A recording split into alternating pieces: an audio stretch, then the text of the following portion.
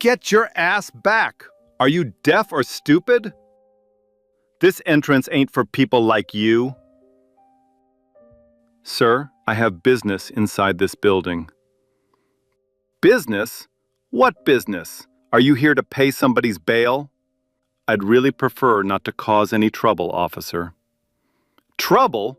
You are the trouble. Now move before I move you myself. She didn't flinch. She just stood there on those courthouse steps, leather briefcase in hand, charcoal coat buttoned to her chin. She didn't turn around. Her hands were steady, but he didn't stop yelling. He grabbed her arm. His partner grabbed the other. They dragged her down those courthouse steps, heels scraping against limestone, like she was nobody. Have you ever watched someone destroy their own career without even knowing it? Let me take you back to the beginning. 6:15 in the morning, Charlotte, North Carolina. The kind of October day where the air bites just enough to make you pull your coat tighter. Olivia Saunders stood in her kitchen, both hands wrapped around a ceramic mug. Steam curled up past her fingers. The coffee was black, no sugar.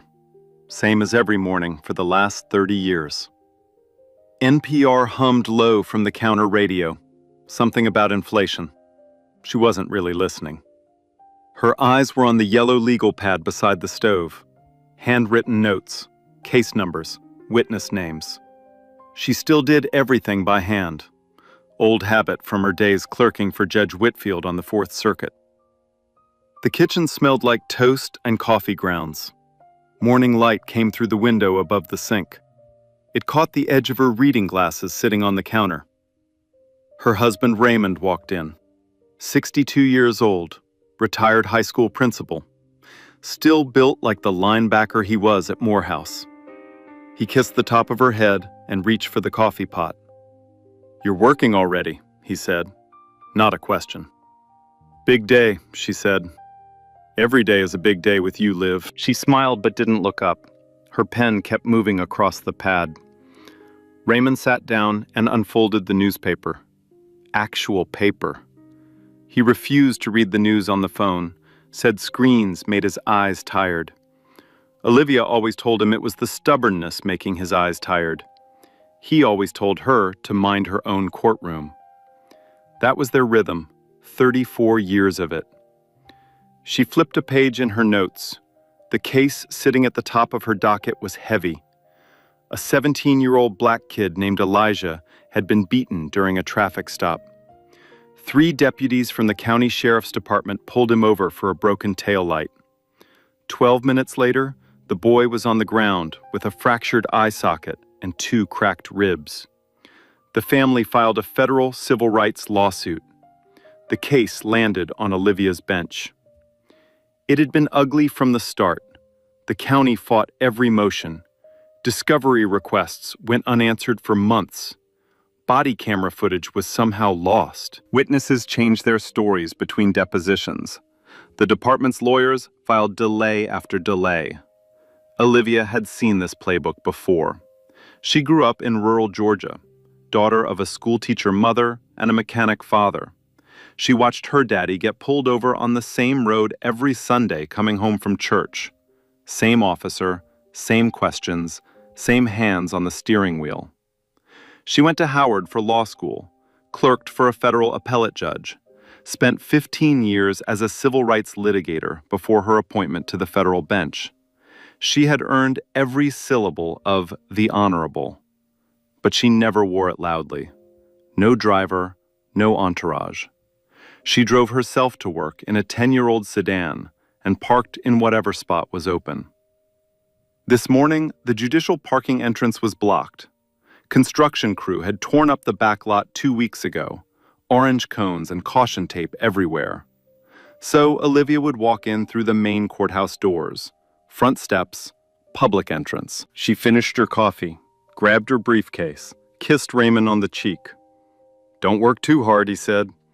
"Don't tell me what to do," she said. Same joke, every morning. The drive took 11 minutes. She parked in the public lot on the east side, stepped out into the cool air. Leaves scraped across the asphalt. Her heels clicked a steady rhythm toward the front of the building. The courthouse sat heavy against the morning sky. Limestone columns, an American flag hanging still in the cold air. People milled around the front steps, attorneys on phones, a couple of clerks smoking near the side entrance. A local news van sat parked at the curb. They were here for the Elijah case. At the top of the steps, 2 county deputies stood by the main doors. The bigger one leaned against the frame. Mirrored sunglasses pushed up on his forehead, badge catching the light. He was laughing at something on his phone, showing it to his partner. His name was Garrett Hodges. 2 men in suits walked past him, white, briefcases in hand. Hodges didn't look up, didn't ask for ID, didn't say a word. They walked right through. Olivia was 10 steps behind them. She reached the top of the stairs, and Hodges looked up. Now here's where the air changes. Olivia stepped forward. Same pace, same posture. Briefcase in her left hand. Coat buttoned to the collar. She looked like every other professional walking into that building. But Hodges moved. He shifted his weight off the door frame and planted himself right in her path. Not subtle, not polite. Just a wall of uniform and attitude standing between her and the door. "Hold on," he said. "Where do you think you're going?" His voice was flat, bored almost, like stopping her was barely worth his energy. Olivia paused. She tilted her head slightly, took a breath. "Good morning, Deputy. I'm heading inside to my chambers." Hodges looked her up and down, slow, head to toe. The kind of look that peels a person apart. He let the silence sit for a second. Then he snorted. "Chambers, right." He crossed his arms. "Are you an attorney?" "I work in this building," she said calmly. "I'd like to pass, please." He didn't move. He just stood there, arms crossed, jaw tight. The morning light hit his badge and threw a little flash across the limestone wall behind him. His partner, Dean Pruitt, leaned against the metal detector just inside the door, watching, smirking, not saying a word yet. "Ma'am, nobody walks through this entrance without showing ID. That's policy." Olivia kept her voice level. "The 2 gentlemen who just entered ahead of me weren't asked for identification." Something shifted in Hodges' face, a twitch at the corner of his mouth. His nostrils flared just slightly. Most people wouldn't catch it, but Olivia had spent decades reading faces from behind a bench. She saw it clearly. He didn't like being questioned. Not by anyone, and especially not by her. "I don't know what you think you saw," he said slowly, "but I'm telling you right now, you need to show ID or you need to leave. Those are your 2 options." "I'm happy to show my credentials," Olivia said. She shifted her briefcase to her right hand and reached toward the clasp with her left. That's when Hodges grabbed the strap. Not gently, not like someone offering to help. He grabbed it like he was confiscating evidence at a crime scene. His thick fingers closed around the leather and yanked downward. The force jerked Olivia's shoulder forward. She caught her balance, but barely. Her heel scraped against the limestone. "I need to see what's in the bag first," he said. His face was close to hers now. She could smell the coffee on his breath, could see the pores on his nose. Olivia held on. Her grip didn't waver. Her voice didn't rise. "Deputy, you have no probable cause to search my belongings. I have not committed any offense. I am not a threat to anyone here. I am simply attempting to enter my place of work." Hodges pulled harder. The strap dug a red line into Olivia's shoulder through her coat. The leather creaked like it might snap. This is a courthouse, ma'am. Security is my call, not yours. You don't get to tell me how to do my job. His voice was louder now. Not shouting, not yet, but loud enough that heads started turning. A young clerk in a gray suit stopped mid-step. Two attorneys near the railing lowered their phones from their ears. A woman with a rolling briefcase froze halfway up the stairs. Pruitt pushed off the metal detector and walked outside. His boots were heavy on the stone. Now two deputies stood in front of one woman, both taller by half a foot, both armed, both wearing vests under their uniforms, both staring down like she had committed a felony by existing on these steps. "Ma'am, I need you to step aside right now," Pruitt said. His tone was calmer than Hodges, but carried the same message underneath. You don't belong here. Olivia released the strap, not because she agreed, because she understood physics. Two armed men pulling on one bag meant the bag would go regardless. She let it go on her terms, back straight, chin level. Hodges set the briefcase on the ground. He crouched and unzipped it like luggage at a drug checkpoint. His hands rifled through everything. Legal pads covered in handwritten notes, a thick manila folder of case briefs, a leather-bound calendar with gold-edged pages, reading glasses in a soft cloth case, a granola bar in the side pocket. He held up the manila folder, flipped through pages, case numbers in red ink, legal arguments in 12-point type, Olivia's careful handwriting in the margins. He squinted at the text like a foreign language he had no intention of learning. What is all this? He held a page between two fingers like trash. Those are confidential legal documents, Olivia said. The warmth had drained from her voice completely. What was left was ice. You are violating my Fourth Amendment rights by searching them without a warrant, without probable cause, and without my consent. Hodges' lip curled. He tossed the folder back into the briefcase. It landed crooked. Papers slid out across the cold limestone. A gust of wind caught one page, a brief for the Elijah case, and pushed it tumbling toward the edge of the steps. Nobody picked it up. He stood, thumbs hooked in his belt, badge glinting. Lady, I don't need a warrant to do my job. You want through this door, you play by my rules. Simple as that. Or are we going to have a real problem here? A crowd had gathered, maybe 20 people across the steps and sidewalk below. Some watched openly. Others angled their phone cameras while pretending to scroll. An older white woman near the stone railing made no effort to hide.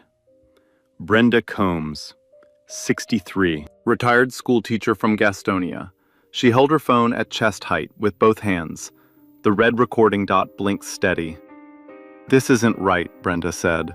Her voice carried. Nobody answered. But nobody told her to stop, and she didn't.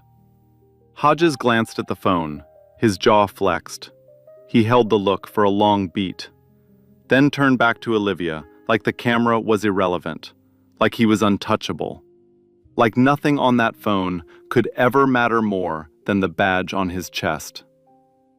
A white attorney in a tailored navy suit stepped forward, mid-40s, silver watch. He cleared his throat carefully. Officer, excuse me. I can vouch for this woman. She works in this building. I've seen her here many times. Hodges turned his head slowly, looked the attorney up and down. Same scan he gave Olivia, but different, softer. The way you look at someone who annoys you versus someone you consider beneath you. Two very different things. Sir, this doesn't concern you. Step back. The attorney raised both palms and retreated into the crowd. He looked at Olivia with an expression that said, I tried. She gave him the smallest nod, almost invisible. She didn't need rescuing. Never had. But she noticed he tried. She would remember. Olivia squared her shoulders, straightened her coat where Hodges had pulled it crooked, looked directly at him, eye to eye. No flinch, no tremble. Deputy, I am going to say this one time. I strongly advise you to step aside and let me pass. You are making a mistake right now that you do not yet understand. And when you do understand it, I promise you will wish more than anything that you had listened to me in this moment. The words hung in the October air, calm, precise, heavy as stone. Hodges stared at her. For one flicker of a moment, something crossed his face. Not fear, not understanding, just a crack. A half second where some deep animal instinct told him to stop, to listen, to step aside. But his pride was louder. It always had been. Are you threatening a law enforcement officer? His voice went sharp, cold. His hand dropped to his belt. Not his weapon, his radio. Because that is exactly what that sounded like. He keyed the radio. The static crackle cut through the morning air like a blade. Dispatch, I need additional units at the main entrance. Got an uncooperative individual refusing to comply with security directives. Possible threat. He released the button. The radio hissed and went quiet. Olivia didn't move. She stood on those courthouse steps with her papers scattered at her feet, her briefcase open on the ground, and two armed deputies blocking her path to her own courtroom. The American flag above the door hung motionless. No wind, no sound except the low hum of the news van's generator at the curb, and the quiet, steady click of Brenda Combs' phone. Still recording. Red dot, still blinking. Two more deputies came up the steps within 90 seconds. Heavy boots on limestone. Radios crackling, hands resting on their belts like they were walking into a hostage situation. 4 officers now. 4 armed men in bulletproof vests forming a half circle around one woman in a charcoal coat. On the steps of a courthouse. In broad daylight, with cameras rolling. Hodges didn't wait. He turned to Olivia with his chest puffed and his chin high. The backup had refueled him. He was louder now, more certain, more dangerous. All right, ma'am, here's what's going to happen. You're going to put your hands where I can see them. You're going to step away from that bag, and you're going to do exactly what I tell you. Are we clear? Olivia looked at the 4 men surrounding her. She took one slow breath. Then she spoke. I will not raise my hands. I am not a criminal. I have broken no law, and I will not be treated like a suspect on the steps of my own courthouse. Your courthouse? Pruitt laughed, short and sharp, like a bark. Lady, this ain't your courthouse. Hodges pointed at the ground.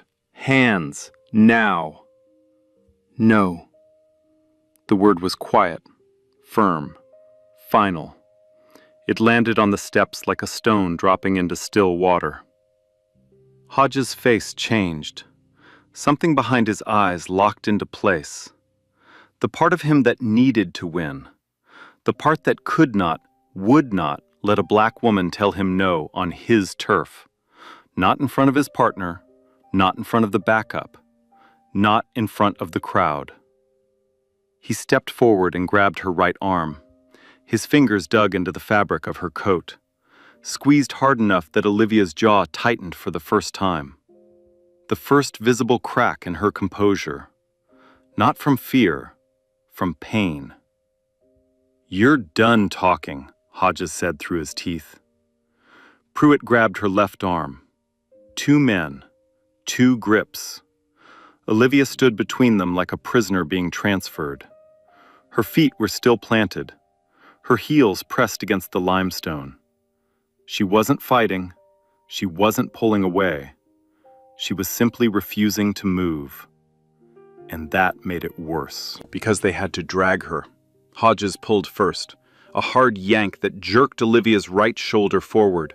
Her shoe caught on the edge of a step. Then Pruitt pulled to the other side. Together they hauled her sideways off her footing.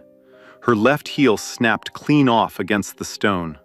The sound was small but sharp, like a pencil breaking. Her briefcase was still on the ground behind her, papers blowing in the wind.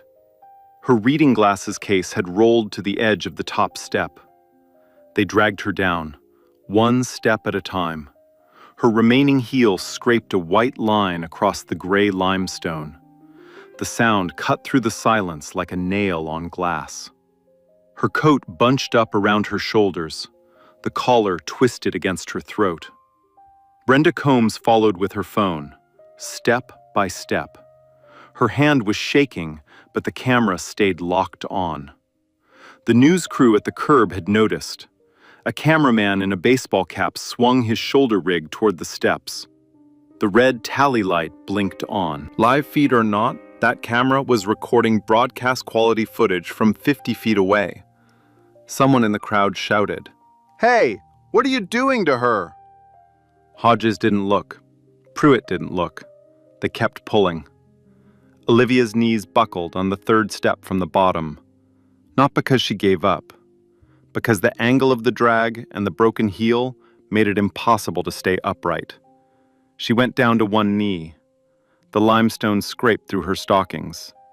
A thin line of blood appeared on her shin. They pulled her back up. Hodges' grip shifted higher on her arm. His thumb pressed into the soft tissue just above her elbow. A compliance hold, the kind they teach at the academy for resisting suspects. Olivia was not resisting.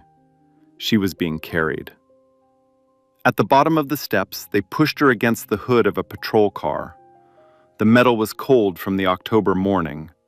She could feel it through her coat, through her blouse. Her cheek pressed against the surface, and she could see her own reflection in the wax, distorted, stretched, unrecognizable. "You are being detained," Hodges announced, loud enough for everyone to hear, "for obstruction of a law enforcement officer and failure to comply with a lawful security directive." He reached for his handcuffs. The metal jingled as he pulled them from the case on his belt. A small sound, but in that silence, it was deafening. Olivia turned her head. Her cheek is still against the hood. Her voice came out steady, clear, loud enough for every camera and every phone and every person within 100 feet. "My name is Olivia Saunders. I am a United States federal district judge, appointed to the bench by the President and confirmed by the Senate. You are assaulting a federal officer of the court, and you are making the worst mistake of your life." Silence. 1 second, 2 seconds, 3. Then Hodges laughed. Not a nervous laugh, not an uncomfortable chuckle. A real laugh, from the gut. The kind of laugh that says, "I don't believe a single word coming out of your mouth, and I never will." "Sure you are, sweetheart," he said, "and I'm the governor." He clicked the handcuff onto her right wrist, the metal bit cold against her skin. The ratchet sound echoed off the patrol car's hood.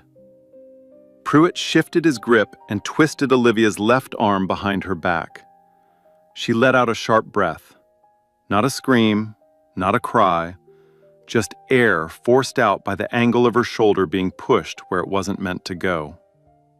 Her fingers opened and closed involuntarily. The tendons in her wrists stood out like wires.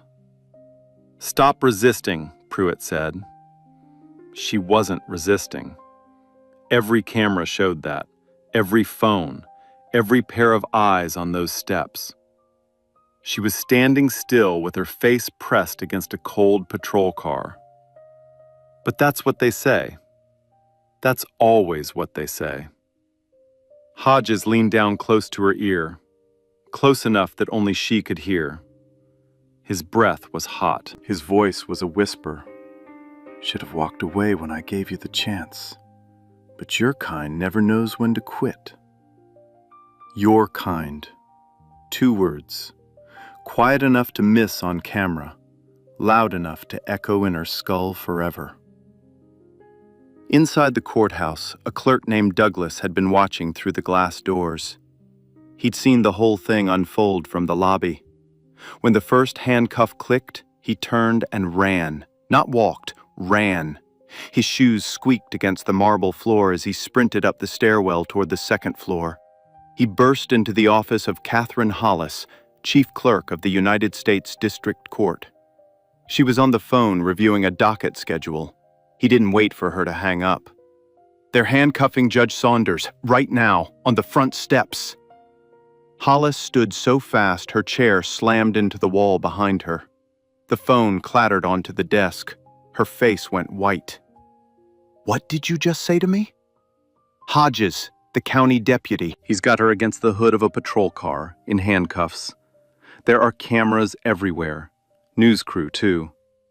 Hollis grabbed her court ID badge from the desk. She picked up the phone and punched a 3-digit number. The U.S. Marshal's office, internal line. Her hand was steady, but her voice shook with something between fury and disbelief. This is Chief Clerk Hollis. I need 2 marshals at the main entrance immediately. A sitting federal judge is being unlawfully detained by county deputies on the courthouse steps. This is not a drill. Move. Now. She hung up, walked out of her office. Then she ran too. 2 floors down, in a smaller office near the law library, Nina Ashford, Olivia's law clerk, felt her phone buzz. A text from a colleague in the lobby. 5 words. Is your judge being arrested? Nina stared at the screen, read it twice. Her stomach dropped. She grabbed her jacket and sprinted for the front of the building. Outside, Hodges was reaching for Olivia's left wrist to close the 2nd cuff. The open ring dangled and caught the morning sun.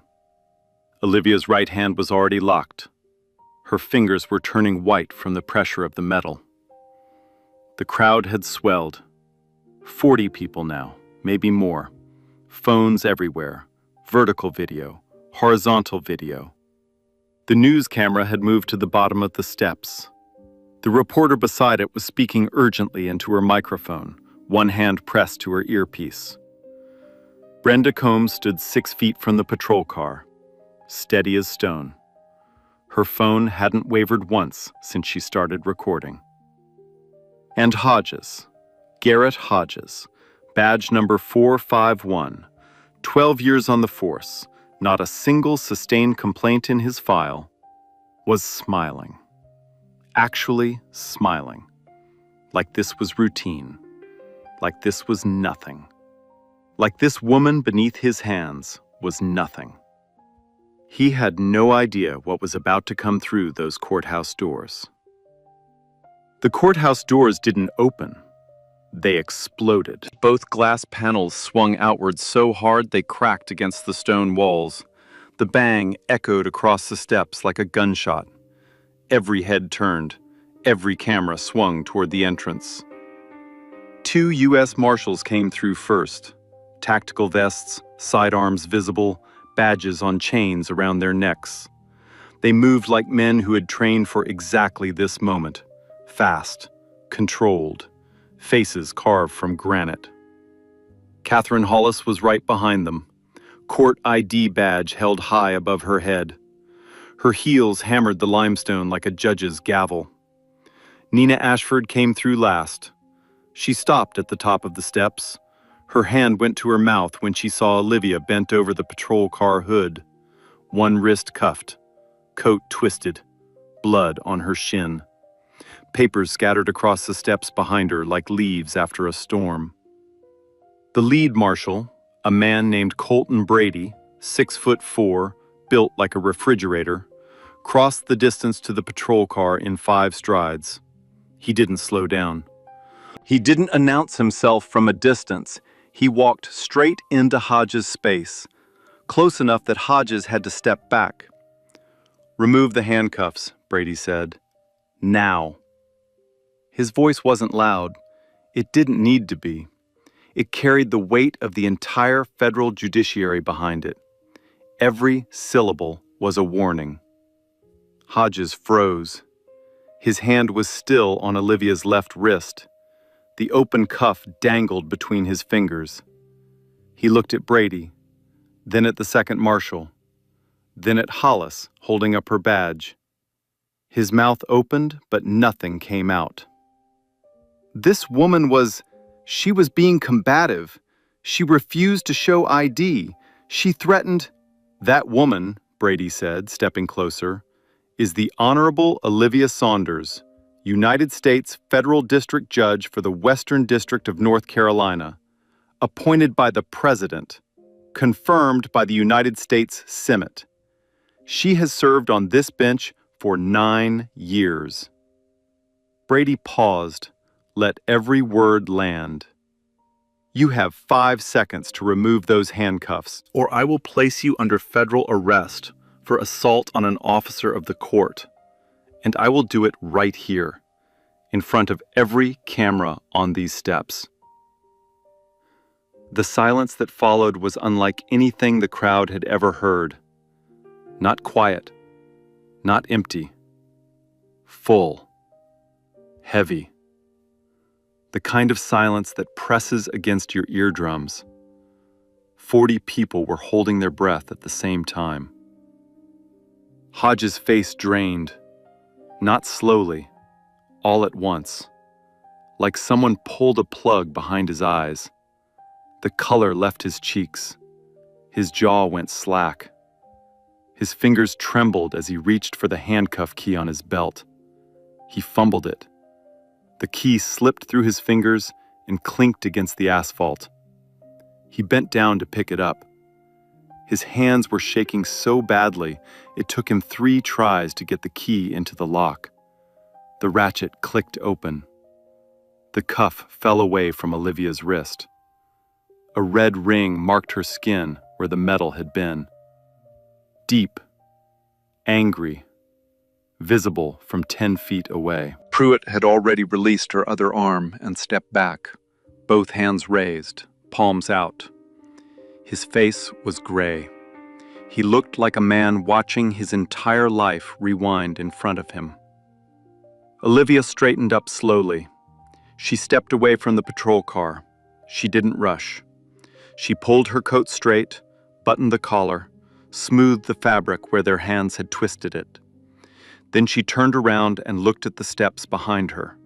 Her papers, her briefcase on its side, her broken heel near the 3rd step, her reading glasses case on the top landing. Nina rushed down and began gathering the scattered pages. Hollis stood beside Olivia like a shield. Neither of them spoke. They didn't need to. Olivia looked at Hodges. He couldn't meet her eyes. His gaze was fixed somewhere on the ground between his boots. His hands hung at his sides. The handcuffs dangled from his left fist.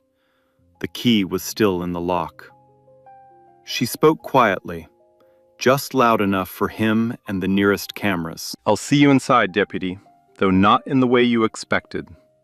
She turned, walked up the steps, one shoe with a heel, one without.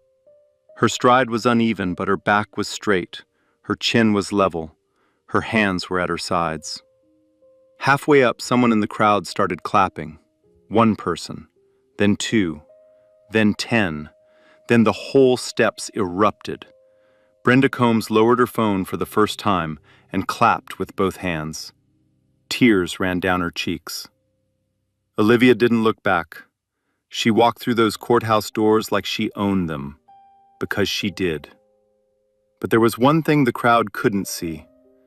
As Olivia passed through the doors and turned the corner into the hallway, she pressed her briefcase against her chest with both arms.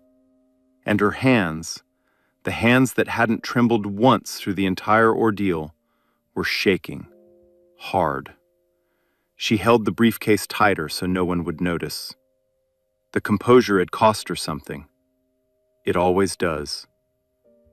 Outside, Hodges still hadn't moved. He stood beside the patrol car with the handcuffs hanging from his fist. The crowd was dispersing. The news camera was still rolling. His radio crackled to life. "Hodges, Chief Doyle's office, now." He didn't answer.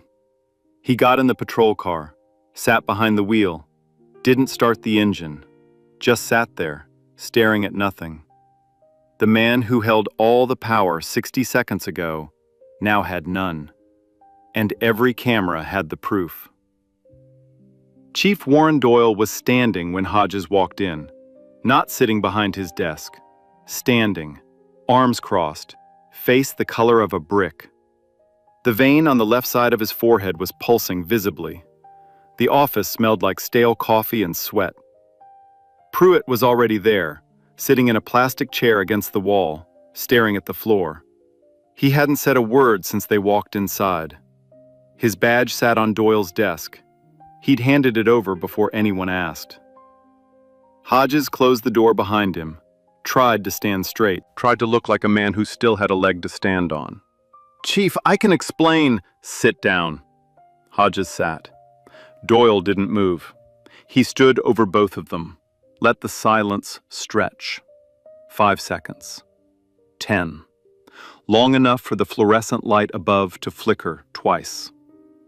"Do you have any idea," Doyle said, his voice low and shaking, "what you just did?" "She wouldn't show ID. She was being combative. I followed protocol for an uncooperative—" "She is a federal judge, Garrett." Doyle slammed his palm on the desk. The coffee mug jumped. Pruitt flinched. "A sitting United States federal district judge. The one, the exact one, who is currently presiding over our department's civil rights case. The case where we are trying to prove to a federal court that we do not have a pattern of racial bias." Doyle leaned forward, his knuckles pressed white against the desk. "And you just dragged her down the courthouse steps in handcuffs, on camera, in front of a news crew. Do you understand what you've done? Do you have any concept?" Hodges' mouth opened, closed, opened again. "How was I supposed to know who she—" "That's the point!" Doyle's voice cracked the room. "You weren't supposed to know. You were supposed to treat her with basic human dignity, regardless of who she was. That's the whole point, Garrett. That's been the whole point from the beginning. And you just proved, on national camera, that you can't do it." Hodges stared at the desk. His jaw worked side to side. He wanted to argue. Every muscle in his face said so. But there was nothing to argue. The footage existed. Multiple angles. Crystal clear audio. His own voice saying "sweetheart." His own hands on her arms. His own laugh after she identified herself. Doyle reached across the desk. "Badge." Hodges didn't move. "Badge. Weapon. Now." Hodges unclipped his badge slowly, set it on the desk next to Pruitt's. Then his service weapon. The holster clicked open loud in the quiet room. He placed the gun on the desk with both hands. The metal thudded against the wood. "You're both on immediate administrative leave, effective now. You don't talk to the press. You don't talk to each other. You don't come within 500 feet of that courthouse. Internal Affairs will contact you within 24 hours. If the feds come knocking, and they will, you get a lawyer. You're going to need one." Hodges stood. His legs were unsteady. He walked to the door, stopped, turned back. "Chief, I've been on this force 12 years. 12 years without a single, "Get out of my office, Garrett." The door closed behind him with a soft click. Softer than the handcuff, but somehow louder. 3 miles away, inside her chambers, Olivia sat behind her desk. The door was closed. Nina had brought her water in a glass tumbler. It sat untouched on a coaster. The ice had already started melting. Olivia's hands were in her lap. She pressed them together to stop the trembling. Her wrist still wore the red ring from the handcuff. She hadn't put ice on it, hadn't looked at it. She was looking at the wall, at nothing. She picked up the phone and called Raymond. He answered on the first ring. "Liv, you okay? What happened?" "I'm okay." Her voice was steady again, almost. "I'll tell you everything tonight. Don't watch the news." A pause. "Already saw it, baby." She closed her eyes, pressed her lips together, took a breath. "I'm okay, Raymond. I know you are. I know." She hung up, sat still for 2 more minutes. Then she stood, walked to the closet in the corner of her chambers, pulled out her black judicial robe, slipped it over her shoulders, zipped it up the front. The fabric covered the wrinkled coat, covered the scrape on her wrist, covered everything except her face. And her face was ready. She walked into the courtroom. Every seat was full. The attorneys were already at their tables. Terrence Wallace, representing Elijah's family, stood as she entered. His eyes went straight to her wrists. He saw the red marks above the edge of her robe. He said nothing. He sat down. Everyone knew. No one spoke. Olivia took the bench, adjusted her microphone, opened the case file. "This court is now in session." Her voice didn't crack, her hands didn't shake. Her authority filled the room like oxygen. The very system that had tried to keep her out was now answering to her. The video hit the internet before Olivia finished her first recess. Brenda Combs uploaded her recording to Facebook at 9:42 in the morning. By 10:15, it had been shared 6,000 times. By noon, it was on every major news network in the country. CNN ran it on a split screen, the video on the left, Olivia's official judicial portrait on the right. The chyron at the bottom read, "Federal judge handcuffed on courthouse steps by county deputies." The courthouse security footage came next. A local journalist filed a public records request before lunch. By 3 o'clock, the building's exterior cameras gave the world a second angle. Wide shot, high definition, no audio needed. You could see everything. The 2 white attorneys walking through without a glance from Hodges. Olivia arriving 10 steps behind. Hodges stepping into her path. The bag grab, the drag down the steps, the handcuff on the hood. Every second of it in clean, unobstructed footage. Then came the third angle, the news crew's camera, broadcast quality, close enough to capture Hodges' face when he laughed, close enough to hear him say, "Sweetheart," close enough to see Olivia's knee hit the limestone and the blood appear on her shin. 3 cameras, 3 angles, 1 truth. Social media did what social media does. The hashtag started trending by early afternoon. Clips were cut into 30-second reels. Screenshots of Hodges' laugh became memes. Legal commentators broke down the constitutional violations in real time on cable news. Civil rights organizations issued statements before dinner. But one detail made it all worse. One detail turned outrage into fury. Hodges' body camera was not activated. His department-issued camera, the one he was required by policy to turn on during any interaction with the public, was off. Pruitt's camera was listed as malfunctioning. The two backup deputies said their units were not recording due to a technical error. 4 officers, 0 footage from their side. The exact same pattern the department was already accused of in the Elijah case. The same disappearing evidence. The same convenient malfunctions. The same black hole where accountability was supposed to be. The U.S. Attorney's Office opened a federal civil rights investigation within 48 hours. Not just into Hodges and Pruitt, into the entire county sheriff's department. They subpoenaed 3 years of body camera activation records, 3 years of use of force reports, 3 years of traffic stop data broken down by race. What they found was a graveyard of patterns. Over 36 months, deputies in the department conducted over 4,000 traffic stops. 61% of those stops involved Black or Latino drivers, in a county where people of color made up 28% of the population. In stops involving white drivers, body cameras were active 94% of the time. In stops involving Black drivers, that number dropped to 51%. And in every single use of force incident involving a person of color, every single one, at least one camera was either off, broken, or missing footage.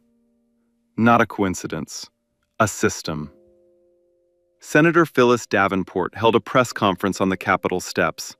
She called the department's record a stain on the badge and demanded a full Department of Justice consent decree. The County Board of Supervisors held an emergency session. Community leaders organized a march that drew 3,000 people through downtown Charlotte. And then the indictment came. A federal grand jury returned charges against Garrett Hodges on 2 counts. Count 1, deprivation of rights under color of law, a violation of 18 U.S.C. Section 242. Count 2, assault on a federal officer of the court. Each count carried a maximum sentence of 10 years. Pruitt was offered a deal, full cooperation in exchange for reduced charges. He took it in less than 24 hours. Sat in a room with federal prosecutors and told them everything. The culture inside the department, the unwritten rules about who got stopped and who didn't, the code words on the radio, the winks when cameras went dark. He confirmed that Hodges had a personal pattern, 16 stops of Black professionals in the courthouse district over the past 2 years. None of them resulted in citations. All of them resulted in searches. None of the searches were recorded. The trial lasted 11 days. The prosecution played the videos on the first morning, all 3 angles. Then they played them again in slow motion. Then, frame by frame. The jury watched Hodges grab the briefcase, watched him drag Olivia down the steps, watched her knee hit the stone, watched the handcuff click shut, watched him laugh. Then they played Pruitt's testimony, then the data analysis, then the body camera records, then the activation logs with their suspicious gaps. Hodges' defense attorney argued that his client followed standard security protocol, that he had no way of knowing the woman's identity, that the situation escalated due to her refusal to cooperate. The prosecutor stood up for rebuttal. She said one sentence. He didn't ask the 2 white men for ID either. The jury deliberated for 4 hours. Guilty on both counts. Sentencing came 3 weeks later. The judge, a federal colleague of Olivia's from the Eastern District, handed down 36 months in federal prison, a lifetime ban from law enforcement, mandatory completion of bias and civil rights training, and a formal letter of apology to be written by hand and delivered to Judge Saunders' chambers. Hodges stood when the sentence was read. His lawyer put a hand on his shoulder. He didn't react. He just stared straight ahead. The man who had laughed on those courthouse steps had nothing left to say. Chief Warren Doyle resigned 2 weeks after the verdict. Not voluntarily. The county board told him to step down or be removed. His department entered a federal consent decree, the kind Olivia had spent her career fighting for. Independent oversight, mandatory body camera activation with real-time upload to an independent server, quarterly bias audits, community review boards with actual authority. The original Brutality case, the one that started everything, the one involving 17-year-old Elijah, reached a settlement the following month. The county paid $3.8 million to the family. 3 officers involved in the original beating were criminally charged. 2 pleaded guilty. 1 went to trial and was convicted. Olivia oversaw the consent decree negotiations personally. She was fair. She was thorough. She was uncompromising.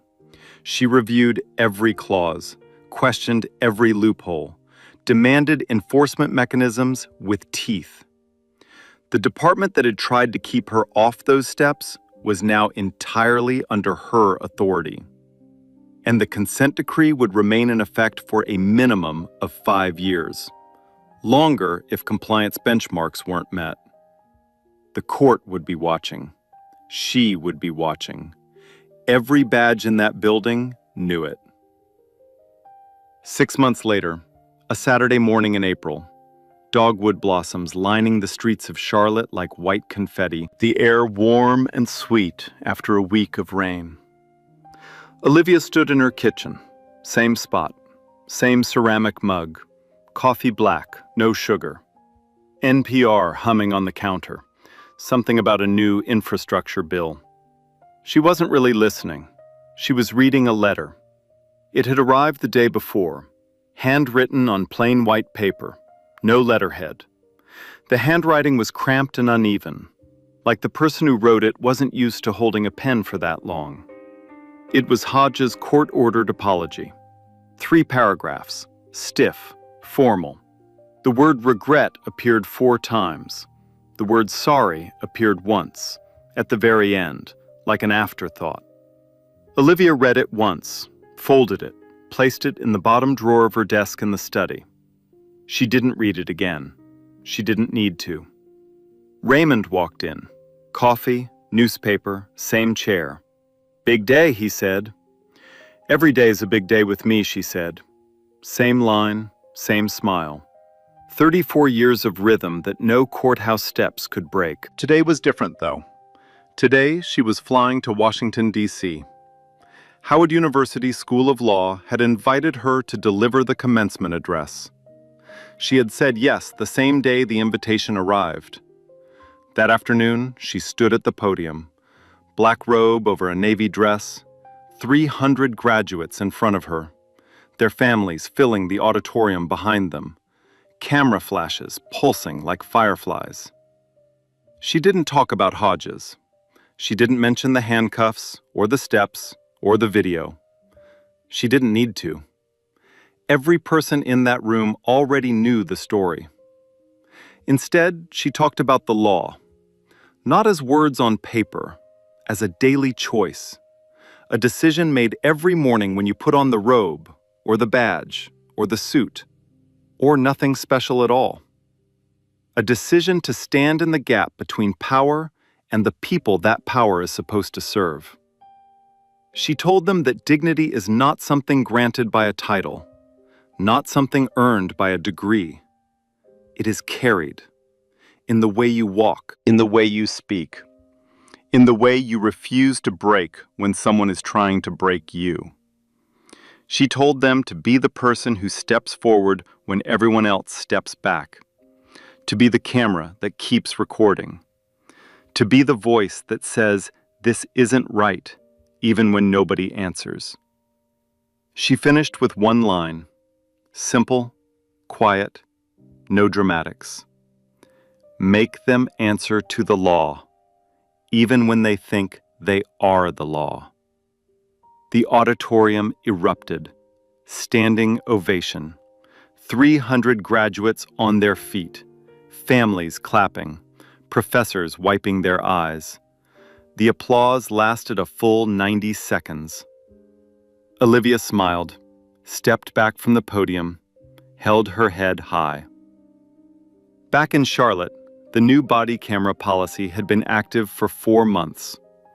Every interaction recorded, every file uploaded to an independent server in real time. No malfunctions, no gaps, no excuses. Community review boards met monthly. Bias audits were published quarterly. Every single one made public. Brenda Combs, the retired school teacher who had recorded the video that changed everything, was interviewed on a national morning show the week before. The host asked her why she kept filming when everyone else just watched. Brenda shrugged, looked straight into the camera. "I just thought someone needed to see what I was seeing. That's all." She became a symbol without trying. Proof that one phone and one steady hand can move the whole machine. Hodges served his time in a federal facility in Eastern Virginia. He gave no interviews, released no statements. His silence sat in the public record like a blank page in a book full of evidence. Pruitt completed his cooperation agreement, resigned from law enforcement permanently, moved out of state, never made a public comment. The system didn't fix itself. It never does. People fixed it. One camera, one clerk who ran up the stairs, one marshal who came through the doors, one judge who refused to break. Now let me ask you something, and I want you to really sit with this one. If Olivia Saunders hadn't been a federal judge that morning, if she'd been a regular woman walking into a courthouse to handle a parking ticket or support her son at a hearing, do you think anyone would have come through those doors to help her? Do you think Hodges would have faced a single consequence? Drop your answer in the comments.